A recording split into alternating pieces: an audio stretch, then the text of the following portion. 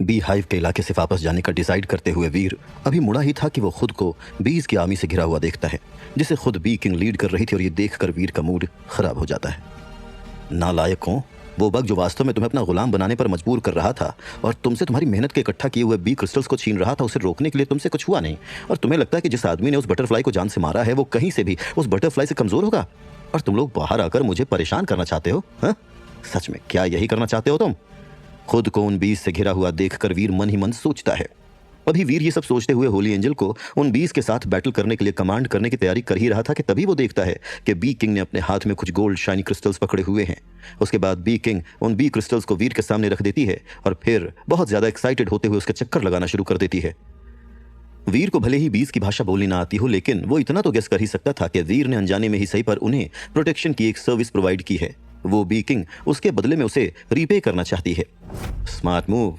मैं तो तुम्हारे इस हाइव को डिस्ट्रॉय करने के बारे में सोच रहा था, लेकिन तुम्हारी इस इंटेलिजेंस को तो अवार्ड देना बनता है, इसलिए तुम्हारी इस इंटेलिजेंस के चलते मैं तुम्हें जिंदा रहने दूंगा। अगली बार जब मैं लौटूंगा तो तुम्हें इस बात का खास ध्यान रखना होगा कि तुम मेरे लिए कुछ रेडीमेड बी क्रिस्टल्स बनाकर रखोगी, ठीक है? वीर उन बी क्रिस्टल्स को उठाता है और वहां से जाने के बारे में सोचता है। जाहिर सी बात थी कि उसका आगे और लड़ने का कोई मूड नहीं था।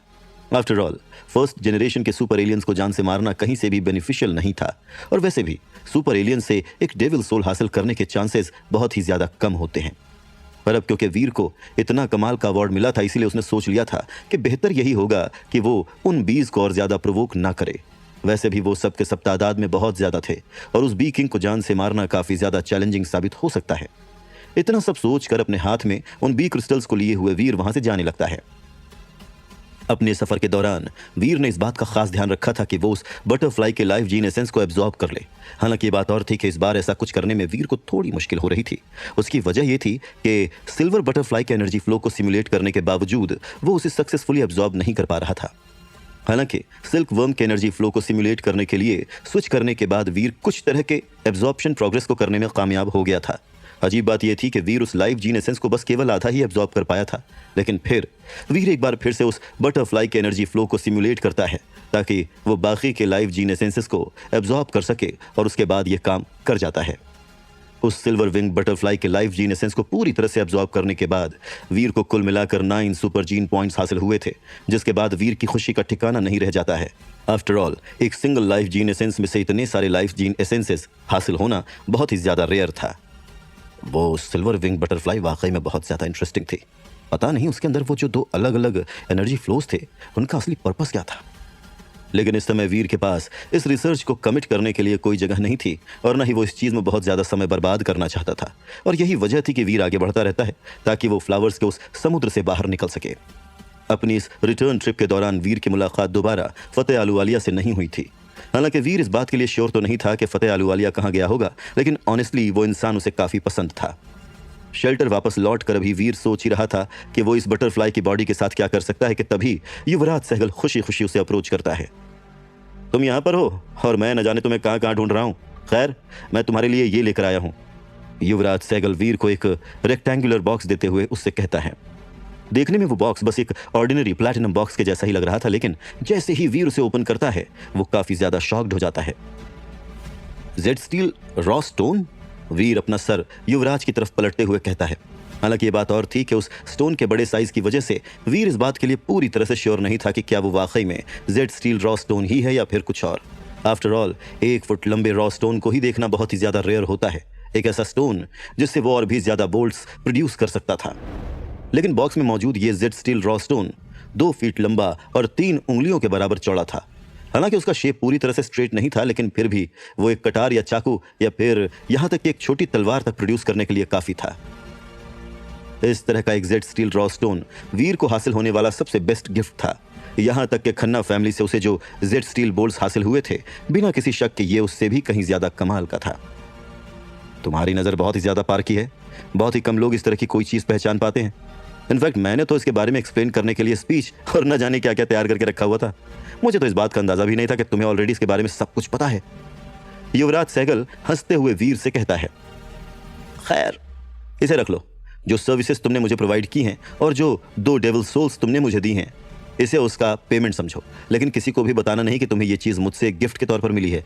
वैसे भी अगर तुम किसी को बता भी दोगे तो मैं एकदम डम हो जाऊंगा और एक भी चीज़ एडमिट नहीं करूंगा। युवराज सहगल आगे वीर को कहता है और तब वीर युवराज के दिए हुए बॉक्स को देखता है और फिर उसे बंद करके युवराज सहगल को वापस दे देता है। तुम्हारे इस गिफ्ट के लिए दिल से थैंक यू युवराज, लेकिन मैं ये नहीं रख सकता। तुमने ये जो चीज़ मुझे दी है वो मेरे लिए बहुत ही ज़्यादा कीमती है। मैंने जो डेविल सोल्स तुम्हें दी हैं वो कहीं से भी इतनी ज़्यादा कीमती नहीं है, इसीलिए इसे तुम ही रखो। अपनी आवाज़ में सीरियसनेस के साथ वीर युवराज सहगल से कहता है। वीर अच्छे से जानता था कि इस तरह से जेड स्टील रॉ स्टोन के एक पीस की कीमत कितनी ज़्यादा होगी। जो हथियार उस जेड स्टील रॉ स्टोन का इस्तेमाल करके क्रिएट होंगे वो किसी भी सुपर क्लास हथियार से कम नहीं होंगे, वो भी तब जब वो एक कमाल के लोहार के हाथों बनाए गए हों। वीर को एक्चुअल में ऐसा महसूस हो रहा था जैसे कि उसने युवराज सहगल का कुछ ज़्यादा ही फायदा उठा लिया है और इसीलिए उसे थोड़ा बुरा भी लग रहा था। 2 सेक्रेट ब्लड डेविल सोल्स के बदले इस तरह का आइटम ट्रेड करना बहुत ही ज़्यादा था, लेकिन फिर वीर के इतना कहने के बावजूद भी युवराज सहगल उसे वापस लेने को तैयार नहीं था। ये जिस जगह से आया है वो बहुत ही ज़्यादा अजीब है। मैंने आज तक इसे इस्तेमाल करने की हिम्मत भी नहीं की और ना ही मुझे कोई ऐसा इंसान मिल रहा था जो इसे मेरे बिहाफ में किसी चीज़ में बदल सके। मेरे लिए इसे अपने पास रखे रहना वैसे भी एकदम बेकार ही है, इसलिए इसे तुम ही रखो। मुझे पूरा भरोसा है कि तुम इसका इस्तेमाल बहुत अच्छी तरह से करोगे। लेकिन अगर अभी भी तुम्हें इस तरह के ट्रेड के बारे में इतना ज़्यादा बुरा लग रहा है तो क्यों ना तुम मुझे 2 और secret blood devil souls offer कर दो।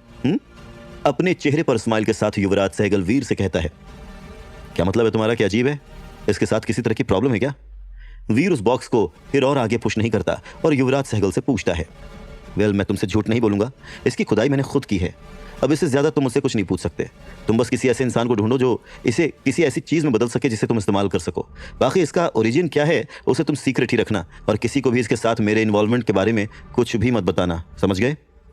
युवराज सहगल एक बार फिर से वीर को याद दिलाता है। ठीक है, अगर तुम इतना फोर्स कर ही रहे हो तो मैं इसे एक्सेप्ट कर लेता हूँ। अगर तुम्हें और डेविल सोल्स चाहिए तो मुझे बता देना और मैं तुम्हें वो दे दूंगा, ठीक है? वीर को छोटे हथियार हमेशा से ही पसंद थे और इसीलिए ये स्टोन उसके लिए बहुत ही ज़्यादा कीमती था। यू आर वेलकम, लेकिन अगर तुम्हारे पास कोई ह्यूमनॉइड ट्रांसफॉर्मेशन डेविल सोल है तो मैं खुशी खुशी उसे रिसीव कर लूँगा, या अगर हो सके तो एक पावरफुल पोजेशन डेविल सोल भी चलेगी। मेरे ख्याल से बस इतना काफ़ी होगा। युवराज सहगल की आंखों में एक चमक थी जिसे वीर साफ साफ देख सकता था। युवराज की बात सुनकर वीर उसे अपनी 2 उंगलियों से सल्यूट करता है, क्योंकि ये वो 2 चीजें थीं जो वीर को खुद भी अपने लिए चाहिए थीं। और फिर जल्द ही वीर उस रॉ स्टोन को अपने साथ पृथ्वी ग्रह लेकर आ जाता है और खन्ना फैमिली के साथ कांटेक्ट करता है ताकि वो उसमें से कुछ बना सके, क्योंकि जो ऑर्डिनरी टूल्स वीर के पास मौजूद थे वो काफ़ी नहीं थे उस रॉ स्टोन को एक नई शेप देने के लिए। खैर, खन्ना फैमिली के साथ चीज़ें सॉर्ट आउट करने के बाद वीर रूही को फ़ोन लगाता है। आज वो फ्री थी और इसका मतलब ये था कि वो लोग आज रात साथ में खाना खा सकते थे। लेकिन तभी अचानक से वीर का दिल जोरों से धड़कना शुरू हो जाता है और उसके मन में एक ईविल ख्याल आ जाता है। बाद में मैं इसे रूही पर भी इस्तेमाल कर सकता हूँ। अपने चेहरे पर ईविल स्माइल के साथ वीर मन ही मन सोचता है और फिर तुरंत फोन कट करके रूही से मिलने के लिए चला जाता है।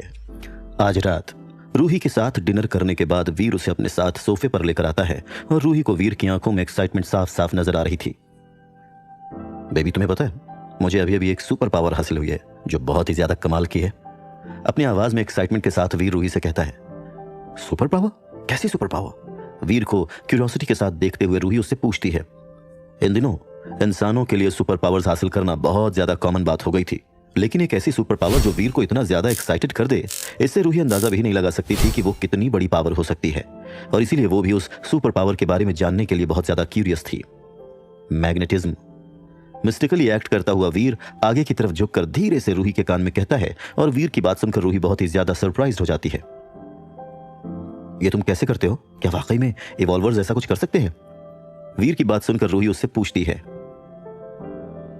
सरपासर्स के बीच में यह पावर बहुत ज्यादा रेयर नहीं थी, लेकिन इवॉल्वर्स के लिए इस तरह की पावर्स को हासिल कर पाना ऑलमोस्ट इम्पॉसिबल है। आफ्टर ऑल, इवॉल्वर्स के पास मेटाफिजिकल फोर्सेस को कास्ट करने की पावर्स नहीं होती हैं। अरे इतनी भी क्या जल्दी है? मेरी बात अभी खत्म नहीं हुई है। मेरा मैग्नेटिज्म जो तुम सोच रही हो उससे कहीं ज्यादा अलग है। अब यहां आओ और ऐसे खड़ी हो जाओ। वीर रूही को सोफे के पास वाली दीवार से सटाकर खड़ा कर देता है और फिर वो वापस जाकर बैठ जाता है। ये तुम क्या कर रहे हो? रूही क्यूरियस होकर वीर से पूछती है। तुम वहीं पर खड़ी रहो और मैं यहां पर बैठा रहूंगा। और क्या तुम इस बात पर भरोसा करोगी अगर मैं ये कहूं कि मैं यहां पर बैठे बैठे ही तुम्हारे इस स्कार्फ को तुम्हारे शरीर के ऊपर से हटाकर अपने पास ले लूंगा? हाँ, एक बात का मैं तुमसे वादा करता हूं कि तुम्हें किसी भी तरह का कोई दर्द नहीं होगा और ना ही तुम्हारे स्कार्फ का एक हल्का सा भी धागा तक टूटेगा। अपनी आवाज में अजीब सी सीरियसनेस के साथ वीर रूही से ये शब्द कहता है। क्या खुराफाती स्कीम इस समय तुम्हारे दिमाग में चल रही है? जाहिर सी बात थी कि रूही को वीर की कही हुई किसी भी बात पर कोई भी भरोसा नहीं था और उस स्किल को लेकर वीर के डिस्क्रिप्शन के अकॉर्डिंग उसे एग्जैक्टली एक मैग्नेटिज्म के तौर पर डिफाइन नहीं किया जा सकता था। तो ऐसे में वीर जो कह रहा था वो एक टेलीपोर्टेशन के बराबर ज्यादा लग रहा था। ये एक ऐसी पावर थी जो कुछ ही सरपासर्स हासिल करने के लिए कामयाब हो सकते थे और वीर बस एक इवॉल्वर है, तो उसके लिए इस तरह का कुछ भी हासिल करना इम्पॉसिबल होगा। मैं तुमसे पूछ रहा हूं कि क्या तुम्हें मुझ पर भरोसा है? वीर एक बार फिर से सीरियस होकर उसे पूछता है। नहीं। रूही अपने चेहरे पर हल्की सी स्माइल लाते हुए कहती है और वीर को कॉशन के साथ देखती है। जितना वो वीर को जानती थी उसे पता था कि वीर उस पर कोई प्रैंक खेलने वाला है। वेल, फिर क्यों ना हम चीजों को थोड़ा और मजेदार बनाएं और कोई शर्त वगैरह रखें। अगर मैं ऐसा कर पाऊंगा तो तुम मुझे बाइट कर सकती हो। अपने चेहरे पर स्माइल के साथ वीर रूही से कहता है। मैं तुम्हें क्यों बाइट? अपना सेंटेंस खत्म करने से पहले ही रूही ब्लश करना शुरू कर देती है। तुमने ये जो कुछ भी ट्रैप सेटअप किया है, मैं उसमें फंसने वाली नहीं हूं, बिल्कुल भी नहीं। अपना कंपोजर रीगेन करने के बाद रूही वीर से कहती है और जैसे ही रूही ये कहती है वो वीर की तरफ बढ़ना शुरू कर देती है। इसका मतलब तुम्हें इस बात पर भरोसा है कि मैं 3 मीटर्स की दूरी पर से ही तुम्हारा ये स्कार्फ हटा सकता हूं? रूही की बात सुनकर वीर अपने चेहरे पर स्माइल के साथ कहता है। नहीं, भगवान जाने कि तुम मुझ पर कौन सी ट्रिक खेलने की कोशिश कर रहे हो।